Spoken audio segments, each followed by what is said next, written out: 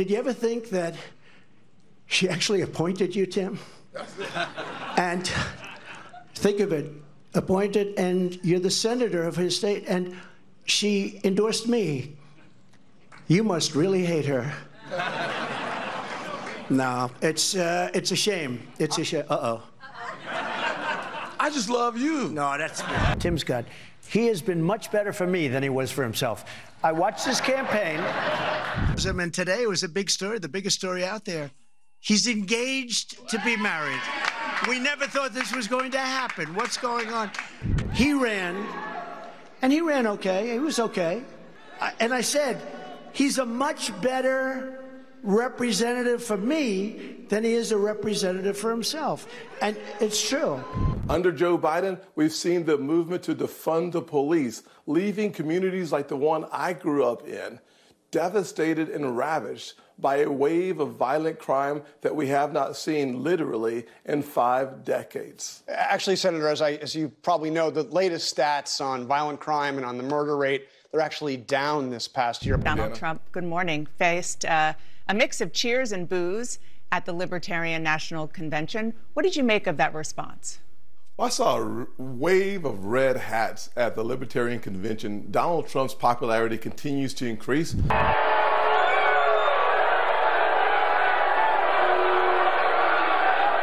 We just got the full NRA, the strongest endorsement they've ever given the NRA, so that's good. Give us your votes. You were there for what is being described as an audition to be a potential VP pick with former President Donald Trump. So let me just ask you, did you discuss with the former president the possibility of being his running mate, Senator? No, man, what we talked about this weekend was how bad the economy is for single parents like the one that raised me. We had a lot of conversations around the room about the importance of eliminating Bidenomics, about the importance of getting inflation back down to 2%. We were just better off under President Trump. Inflation, Kristen, was at 2%, and we had the lowest unemployment rates for African Americans, for Hispanics, for Asians, a 70-year low for women. We had the highest funding for historically black colleges and universities in the history of the country under President Trump. So we were excited to have a conversation. We had no conversations about the VP pick, to be honest with you, to be clear, but we had a lot of conversations about the failures of Joe Biden and the success of Donald Trump. A couple of points on the economy. Of course, the inflation rate has come down significantly from its high in 2022. In terms of black unemployment, it was actually at its lowest rate last year, 4.7% in April of 2023 as compared to 5.3% under 2019 with Donald Trump. Senator, Donald Trump is launching some pretty personal attacks against Nikki Haley, who I know you've known for a very long time. He suggested she isn't eligible to be president, even though she is. She was born in your home state of South Carolina. He repeatedly mocked her given first name, Nimrata, even though she has gone by her middle name, Nikki, her whole life. Are you comfortable with that kind of rhetoric from the president, the former president?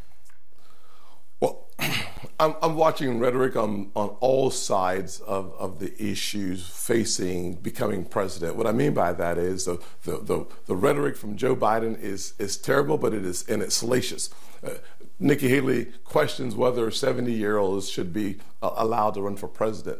I think there is so much negativity and toxicity in this aim to becoming president again or for the first time that we should be very clear and look at both sides of the comments made. Okay. Would you rather that the man you endorse not use terms like Nimrata, names like Nimrata, seeming to try to make a point to his supporters? But I don't understand how you can criticize President Biden for dragging his feet when it comes to helping Ukraine, when Donald Trump is out there saying that the United States shouldn't be giving any money to Ukraine, and he set out alarm bells throughout NATO countries when he talked about Russia doing whatever the hell it wants to do to countries that don't pay enough. Let's talk about what Russia's doing right now, because the key city of Avdiivka fell to Russian forces yesterday in a major setback for Ukraine. President Zelensky blamed the loss on the artificial deficit of arms and ammunition because of Western inaction. He pleaded for Congress to act.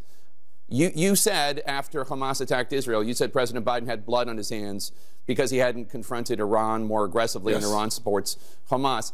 If the U.S. fails to support Ukraine right now in the fight against Russia, will Congress have blood on its hands? Well, we've already supported Ukraine with over $100 billion. And when I said that Joe Biden dragged his feet getting into this conflict at the beginning, I meant that. Look at the fact that we followed Germany. We followed Germany to help to help Ukraine, not a NATO ally, but to help Ukraine. Senator, I want to play something that you said when you launched your own presidential campaign in May. Sure. Victimhood or victory? Victory! Grievance or greatness?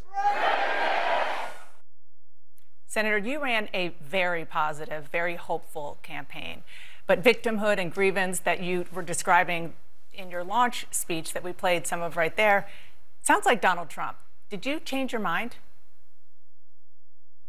No, listen, we absolutely, positively, unequivocally need an America that's not filled with victims. I'm actually talking about how Joe Biden has destroyed our economy and made victims out of people waiting for the government to show up. I'm talking about having a president who's weaponizing the DOJ against political adversaries. We need Lady Justice wearing a blindfold. I want America, every single American in every corridor of this nation, to have confidence in their DOJ, not a Biden-led DOJ. I want every child growing up in poverty like I did to have access to quality education. Unfortunately, the Democrats have sold their souls to the teachers' unions, trapping poor black kids in inner cities into failing schools and out of their best future. I want a nation where every child looks into the future and says, the American dream works for me. I was that kid. And so when I think about bringing this country together, not under grievance, but over greatness, not being victims, but being victorious, I am talking about the future of this nation, and politicians who get in the way of that today, that's Joe Biden. And you don't see any grievance in Donald Trump's campaign for president? Well, here's what I can tell you. And for a person who's seen the DOJ weaponized against him, for a person who before he was ever sworn into office, the Washington Post said they were going to make sure that he is a one-term president. When you look at the challenges that he faced, there's no doubt that he has been aggrieved. The question is,